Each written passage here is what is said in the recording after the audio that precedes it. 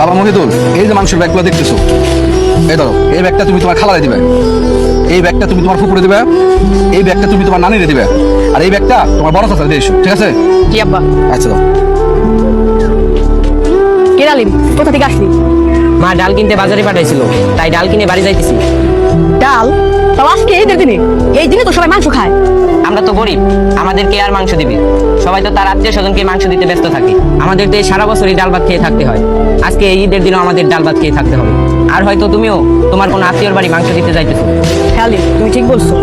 আমি আমার আত্মীয়দের বাড়ি মাংস দিতে যাইতেছি। ঠিক আছে, তুমি যাও, দেরি করলে তোমার মাংস নষ্ট হয়ে যেতে পারে। বাবা রাজীব, তোমার মাসমান ক্লাস না, যে আমি এলাকায় এবার সবচেয়ে বড় গরুটা কুরবানি দিল, তার এই ব্যাগটা দিয়ে এসো। ঠিক আছে আব্বা, আমি দিয়ে আসতেছি। আচ্ছা দাও, ঠিক আছে।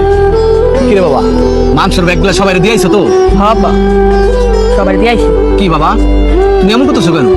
আমার কিছু হয়েছে? কিছু বলবো আমারে? আব্বা, রাস্তাতে যাওয়ার সময় আলিমের সাথে দেখা, ওর হাতে দেখলাম ডাউলের ব্যাগ।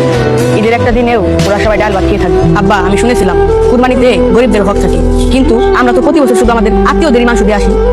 কুরবানি মানে হচ্ছে গরিব ও অসহায় মানুষের মধ্যে মাংস ভাগাভাগি করা।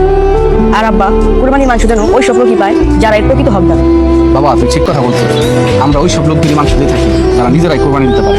আর আমরা এই কারণেই দিই যাতে তাদের সাথে সম্পর্ক ভালো থাকে, তারা আমাদের ভুল না বোঝে। কিন্তু তুমি আমার চোখ খুলে দিচ্ছিস। এই নে বাবা, এই মাংসের ব্যাগটা আলিমের বাসায় দিয়ে আই। ঠিক আছে আব্বা। আচ্ছা যা। আলিম, এ আলিম, কি হয়েছে মইদুল, তুমি ডাকতেছো কেন? এই দেখো আলিম, তোমার জন্য মাংস নিয়ে এসেছি। সত্যি তুমি আমার জন্য মাংস নিয়ে এসেছো?